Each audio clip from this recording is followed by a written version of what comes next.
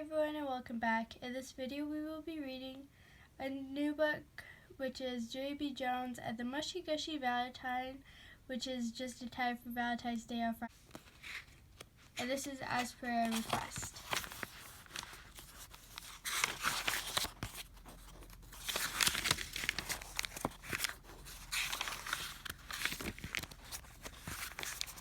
Chapter 1, Party Ideas.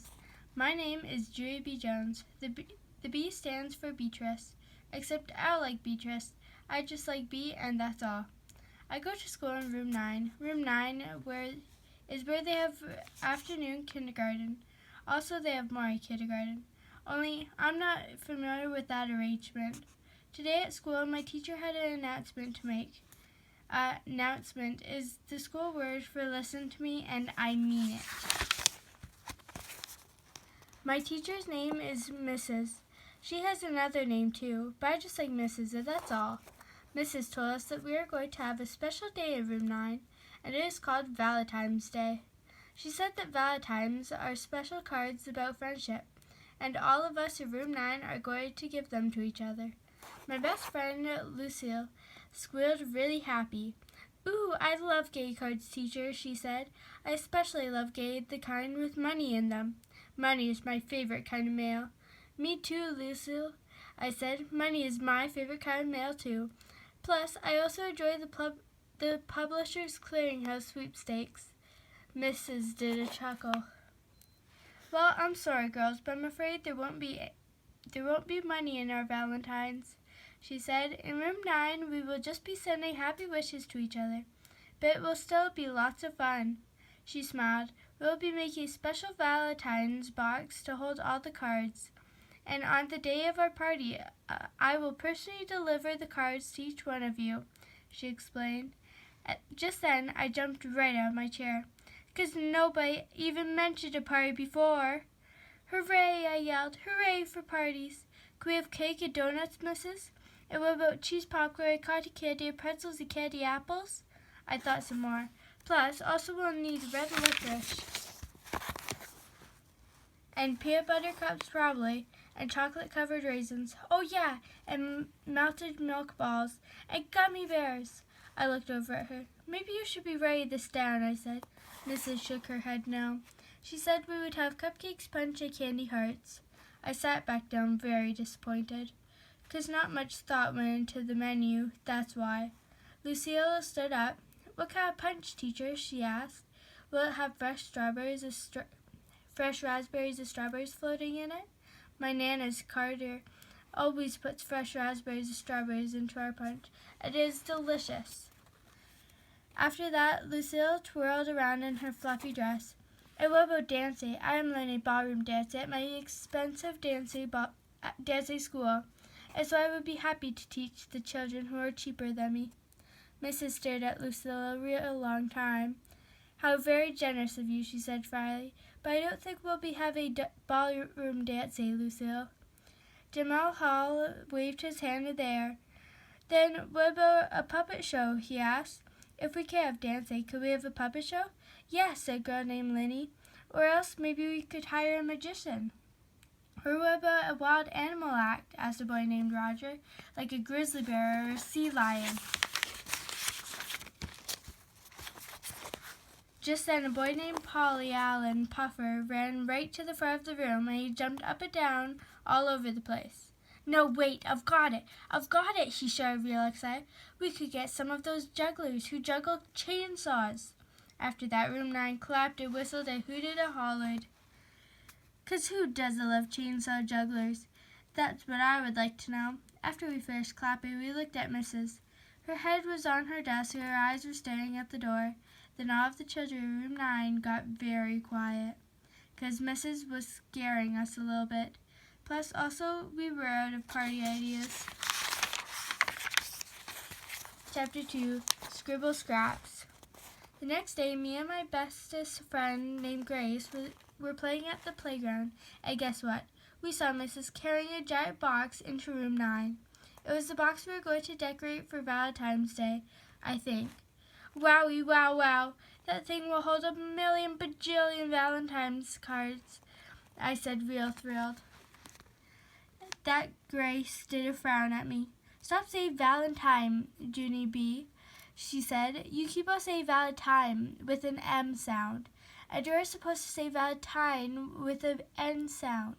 I did a frown back here. "Who said so?" I asked. "I said so," said that Grace. "Didn't you hear my voice? I just finished telling you it has an N in it. The word is Valentine." I did a huffy breath at that girl. "You are not the boss of my words, Grace," I said. "This is a free country, and if I want to say Valentine, I can, and I will not even go to jail." That Grace looked annoyed at me.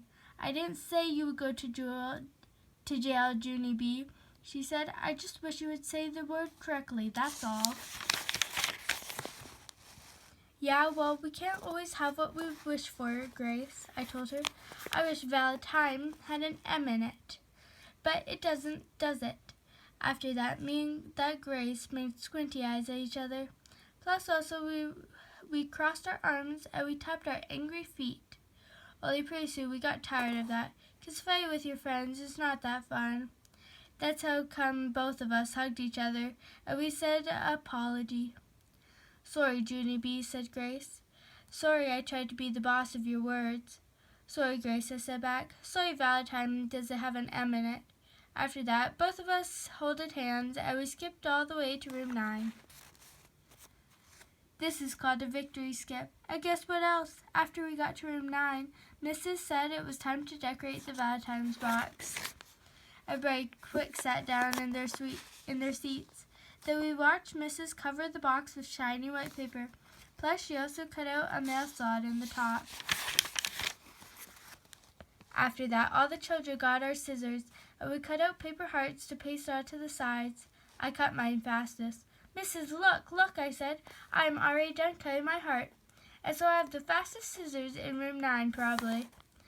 Just then, a meanie boy named Jim jumped up from his chair. "No, you don't. Look over here. I already cut 2 hearts. See? 1, 2. So ha-ha on you," he said. I quick cut another heart. "Yeah, well now I have 2 too. And so you are not the winner anymore, meanie Jim." Jim held up one more. 3, he yelled. "I just cut number 3, so I'm so 1 ahead of you."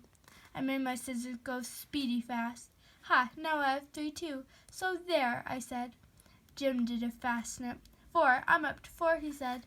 That's how come I got frustrated. It's inside me. "Stop it, Jim. Stop cutting so fast, and I mean it."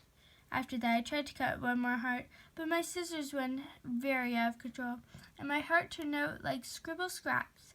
"Darn it, now look what you made me do," I hollered real mad. All of a sudden, a big hand came flying over the top of my head, and it snatched my scissors right out of my fingers. I bended my head back to see who it was. It was Mrs. I did a gulp. "I was afraid it was you," I said kind of soft. Then Mrs. went to Jim's table, and she snatched his scissors too. And so me and Jim had to sit in our chairs for the rest of the day, and we did get to decorate the Valentine's box. 'Cause our cutting days were over, that's why, and our pacey days never even got started. Chapter 3, Pick Out Valentines. The Valentine's box turned out very beautiful. After it was finished, Mrs. passed out lists for us to take home. The list had the names of the children in room 9. "There are 18 children in our class," said Mrs., "so that means that everyone needs to bring 18 Valentines." I raised my hand. "Do we bring Valentines for ourselves, too?" I asked her. "Well, no," she said. "I mean, there's no rule against it, I suppose, but Valentines are really supposed to be given to others." She thought for a second. "Oops, I guess that means I made a mistake, doesn't it?" she said. "Since you won't be bringing in cards for yourselves, you will only need to bring in 17 Valentines." I raised my hand up again. "Yeah, only what if we also want to bring a Valentine for you, Mrs.?" I asked.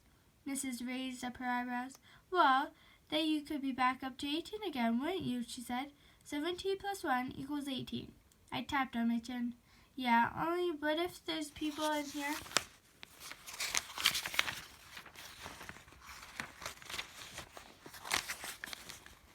who we don't actually like that much? Do we have to bring them a Valentine too?"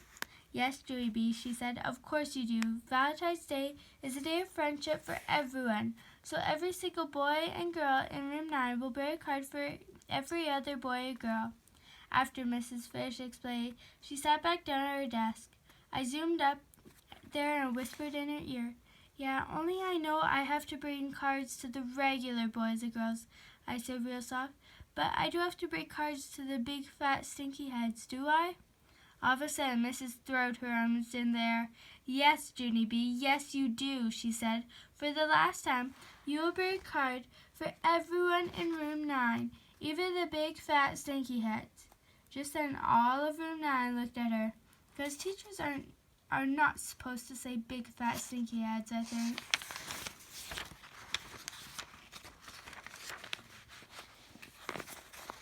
After that, Mrs. closed her eyes for a real long time.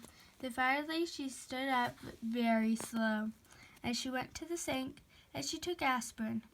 The next day was Saturday, and it was the funniest Saturday ever, 'cause Daddy took me to the drugstore, and he bought me beautiful heart antennas for my head. Plus, he also let me pick out my very own box of Valentines. After we got home, Mother helped me pick out the perfect cards for every person in room 9. First, I picked a card for my bestest friend, Lucille. It had a lovely princess on the front of it. This one, Mother, I said. I will give Lucille this one, 'cause when she grows up, she is going to marry an expensive prince, and she is going to let me and Grace sweep her castle.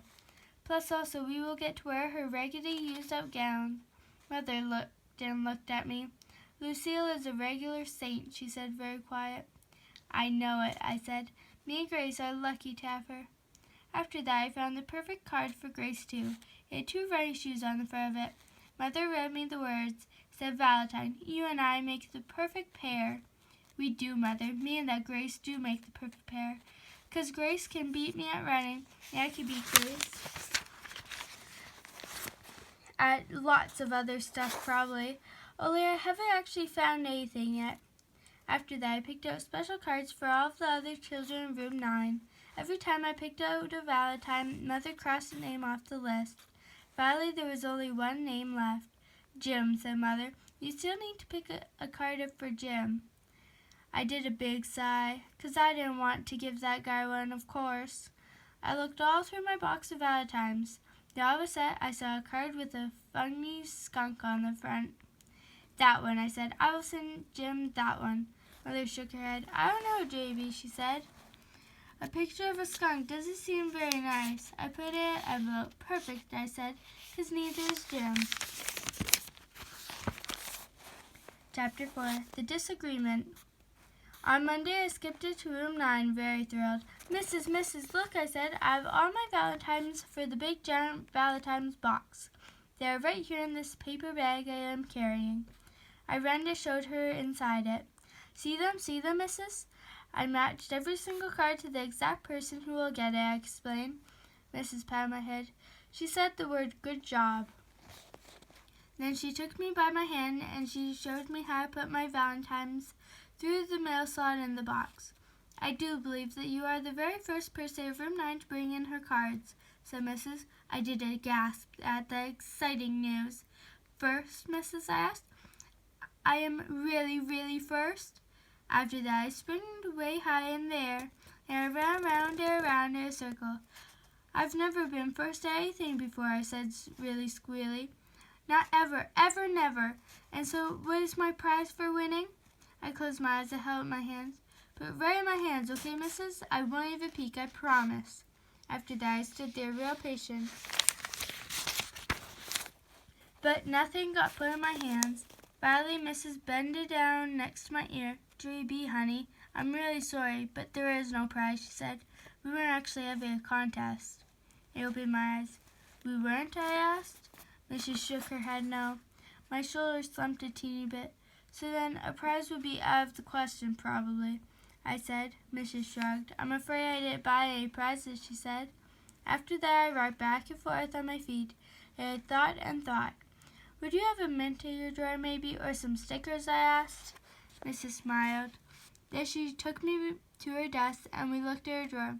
How about a broken piece of chalk and a yellow rubber band, she asked. Sold, I said. After that, Mrs. told me congratulations as she gave me my prizes. I skipped to my table to show them to Lucille. She wrinkled up her nose. Yuck. Have you been going through the trash can again? She asked. No, silly. These are my prizes, I said. I got prizes for bringing my Valentines first. Lucille smoothed her dress. Yes, well, I would have brought my cards in today, too, but they're not back from the printers yet, she told me. What? I said. What printers? The printers where they print my name on the card, she said. Wait till you see them, Junie B.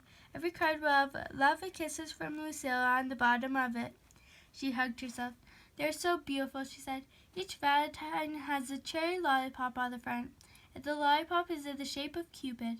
She sighed very dreamy. Cupid is the symbol of Valentine's Day, you know, she said. Of course I know, I said back. Plus, also skunks and shoes are symbols of Valentine's Day, too, 'cause that's what are on my cards. After that, me and Lucille did our work till recess. Then both of us went outside to play with our other best friend, Grace.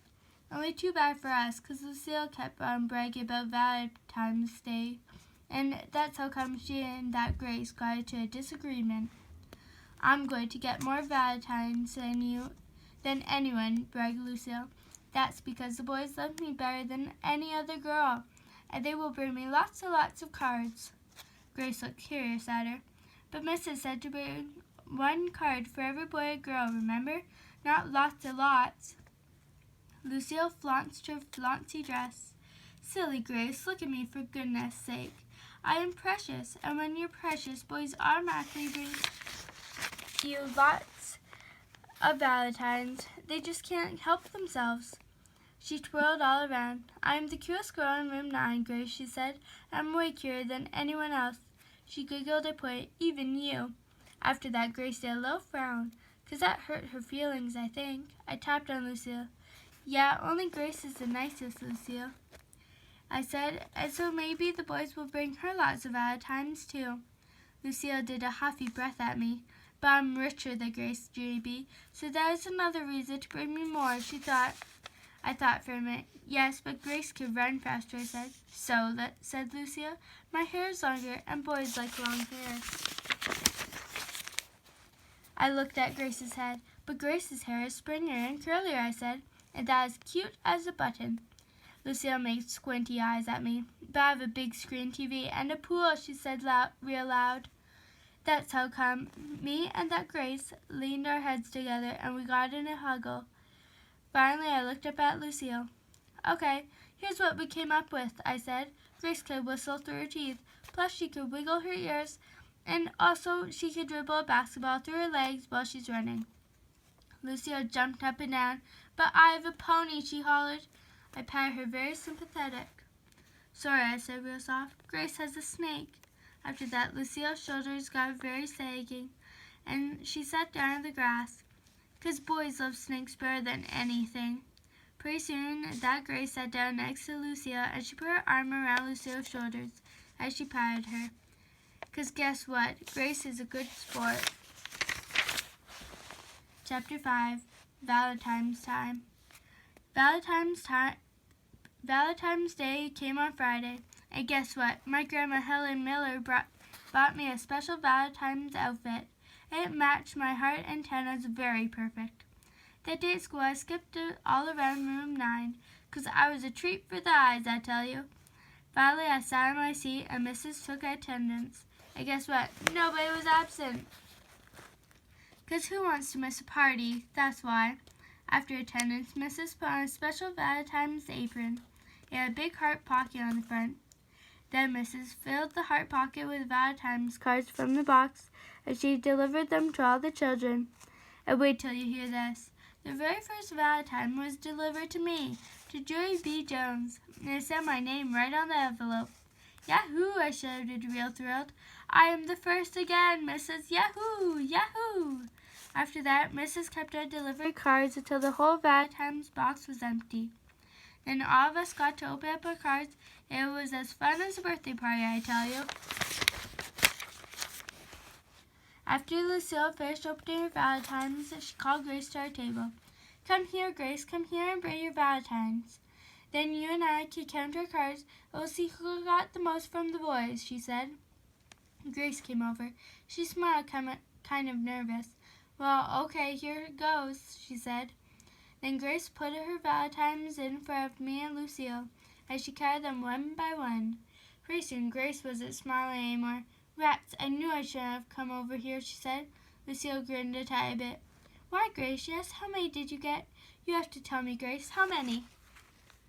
Grace did a big sigh. I only got 17, she said. I only got one card from every person, and that's all. No extras. Lucille's face lightened up very bright. She flipped her hair all around in the air. Gee, I'm sorry to hear that, Grace, she said. Well, I suppose I should count mine now. After that, Lucille counted her cards in front of me and Grace. She carried them right out loud. 13, 14, 15, 16. All of a sudden, Lucille stopped counting, because there was only one more Valentine left in her pot, that's why. She quick stood up in her seat and looked all around herself. First she looked under the table, then she looked on top of her chair, and all over the floor. Also, she looked in her pockets, in her backpack, and her purse. Finally, she sat back down, real upset. I don't understand, she said. How could this be happening? Every day my Nana tells me how special I am, but 17 Valentines isn't special at all. 17 Valentines is just the same as everybody else. I did a sigh. Nanas, I said, you can't believe a word they say. Grace looked cheerier. Count yours, Junie B. Count your Valentines to see if you got 17 like Lucille and me. Of course I got 17, silly Grace, I told her. Everybody in this whole room got 17. It was the rule, remember?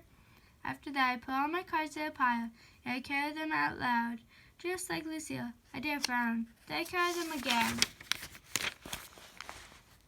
And even again, 'cause guess what? Somebody broke the rule. That's what. I sprang up on my chair. All right, people, who didn't send me a Valentine? And do not try to deny it, because I've only got 16 cards in my pile. I pointed my finger at Meanie Jim. Was it you, mister, huh? Are you the meathead who didn't send me one? I looked all around. Or maybe it was you, Mr. Polly Ellen Puffer. Or you, Charlotte, who I don't actually know your last name. Or you, Roger. Or just then Mrs. swooped me off my chair. Do not stand on your chair, Junie B, she said, and please don't fight about Valentines. If somebody did send you a card, it was just a mistake. No one would do something like that on purpose. I'm sure of it.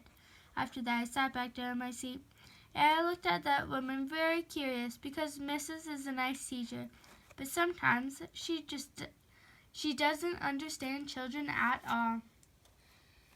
Thanks for watching. Don't forget to subscribe for the next chapter. See you next time.